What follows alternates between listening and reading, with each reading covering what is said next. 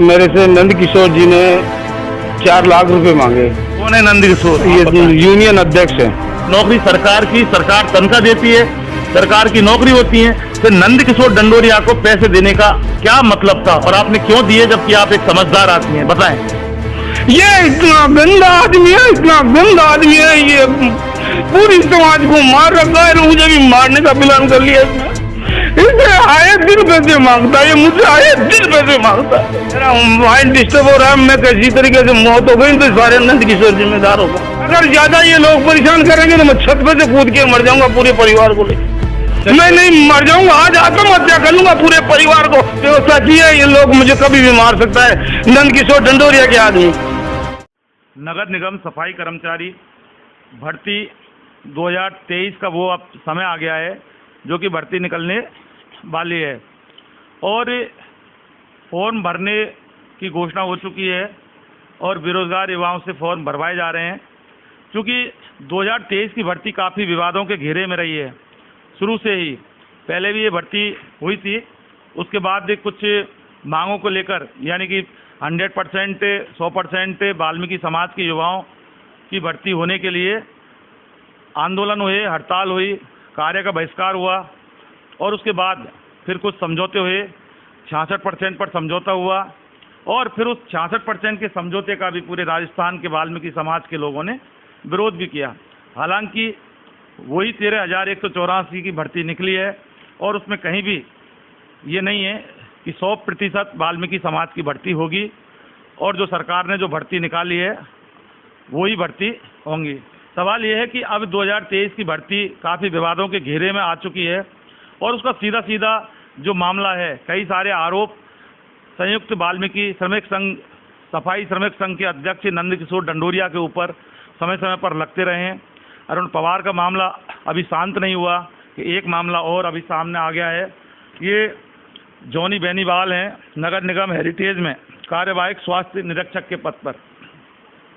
इनके साथ भी एक ऐसा घटना हुई है जो कि कल से मामला बड़ा तूल पकड़ने लगा है। काफ़ी आरोप प्रत्यारोप लगे हैं और उसके बाद हालांकि मीडिया खबरों के हिसाब से नंद किशोर डंडोरिया ने भी कहा है कि मानहानि का केस भी दर्ज कराएंगे। सवाल ये है, जॉनी बेनीवाल, पूरा मामला क्या है आप बताएं। सबसे पहले आपका परिचय दें, आपके साथ क्या हुआ, किसने किया, कितने पैसे लिए, कितने पैसे लेने का आरोप है और किस तरह से आपको प्रताड़ित किया जा रहा है, आप बताएं पूरा।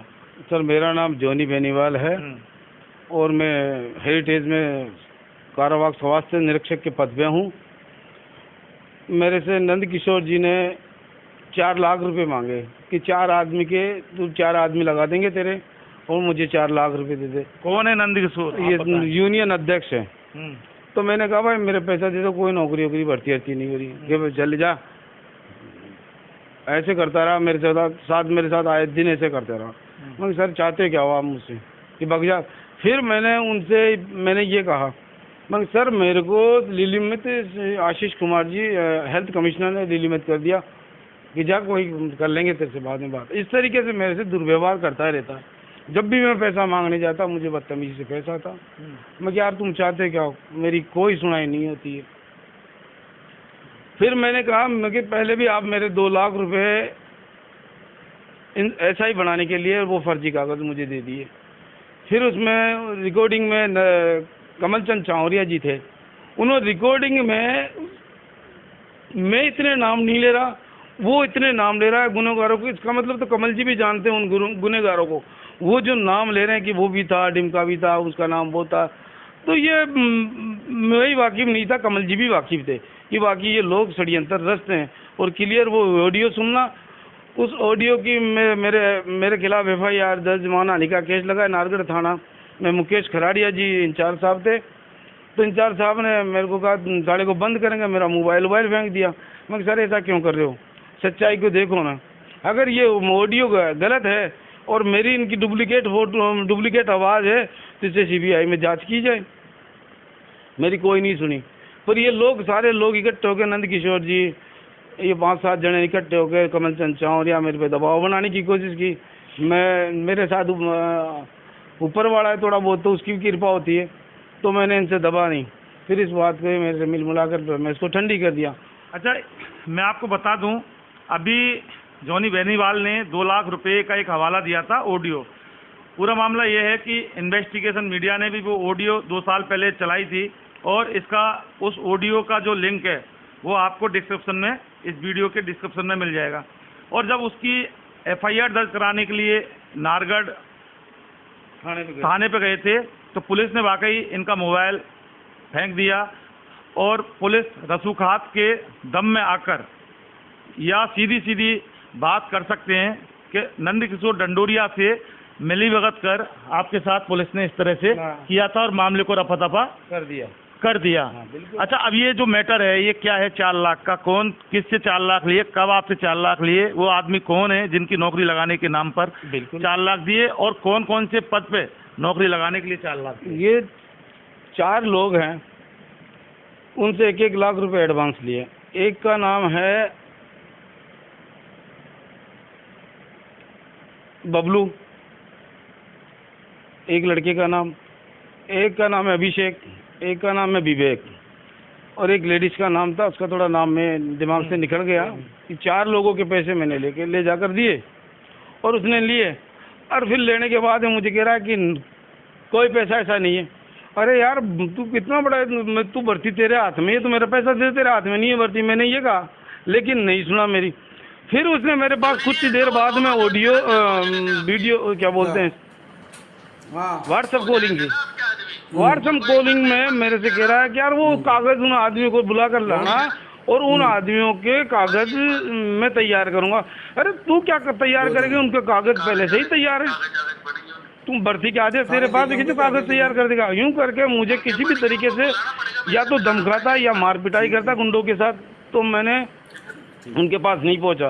फिर मैं कहा ये आदमी मुझे बुरी तरह से परेशान कर रखा है। आए दिन क्या करता है, 2 महीने 3 महीने मुझे वार्ड में भेजता है और 2 महीने 3 महीने बाद में कट एपीओ।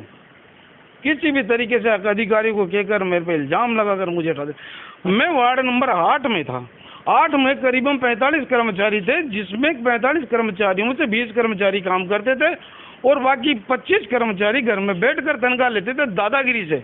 तो मैंने उनकी दादागिरी निकाल कर उनका नोटिस बनवाया, नोटिस बनाकर वार्ड मेंबर को भड़काकर एक ऑडियो और उसने भेजा है। वो औरतें जो नौकरियां नहीं करती थी, मैं उनको समझा भाई तुम्हारा घूंघट में आती थी, तो मैंने नाम पूछ लिया तो क्या हुआ उसमें लेडीज़ों से, भाई आपका पति का नाम क्या है, कहाँ रहते हो, क्या दूर से आते हो क्या जो आप लेट सेट हो जाते हो।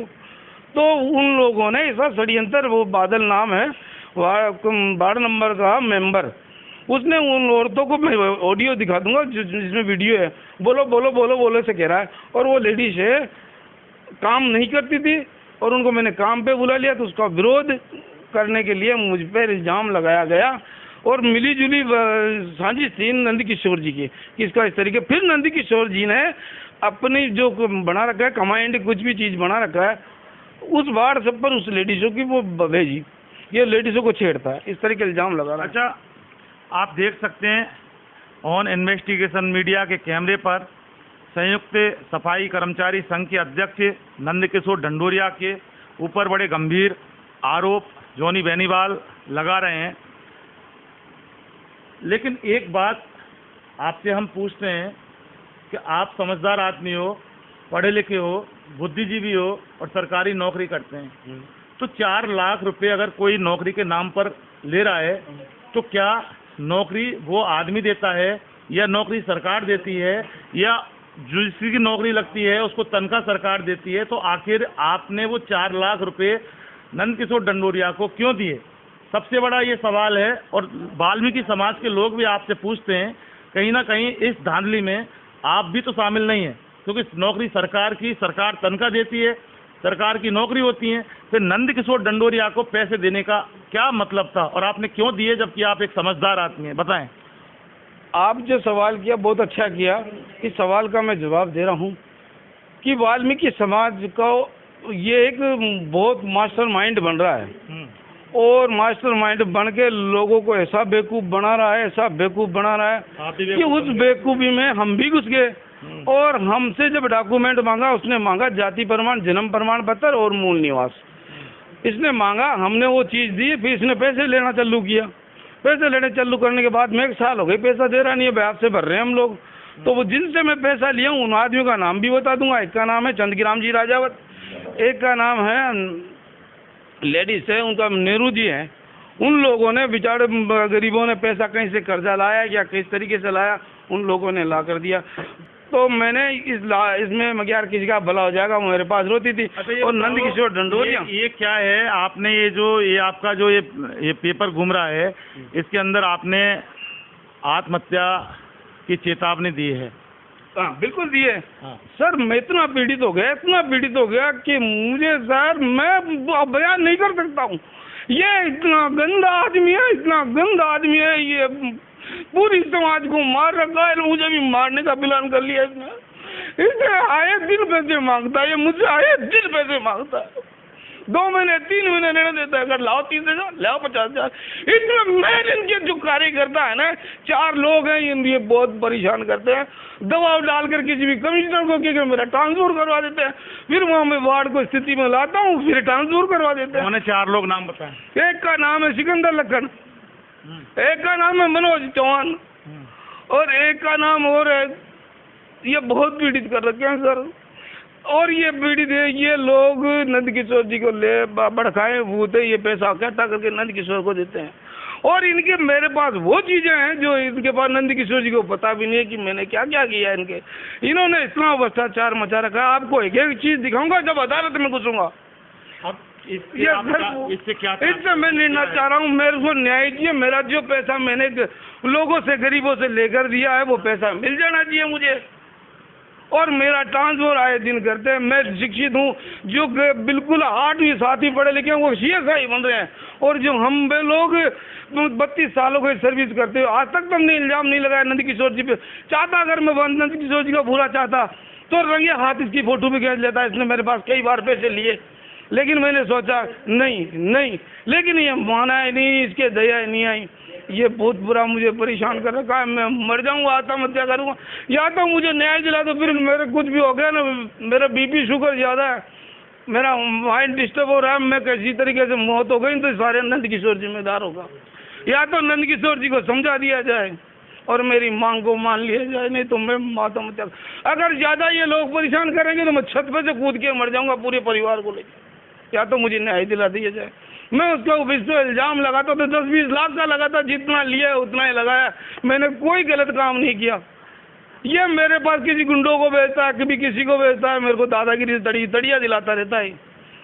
सर इनका मेरे से, मैं आपसे निवेदन, आप आए हो, आप शर्माते हो, आप मुझे न्याय दिलाओगे? न्याय मैं नहीं मर जाऊंगा, आज आत्महत्या कर लूंगा पूरे परिवार को। तो क्या ये लोग, मेरी गवर्नमेंट सुनने वाला, मुझे पुलिस व्यवस्था चाहिए, ये लोग मुझे कभी भी मार सकता है नंद किशोर डंडोरिया के आदमी। चलिए संभालें। मैं जॉनी बेनीवाल से मेरे चैनल के माध्यम से यही कहना चाहता हूं कि इनको ऐसा कोई कदम नहीं उठाना जिस तरह से बोल रहे हैं। लेकिन सवाल ये है कि काफ़ी तकलीफ जब आदमी को, इंसान को होती है तो उसके सारे दरवाजे बंद होते हैं और उसको कुछ नहीं सोचता।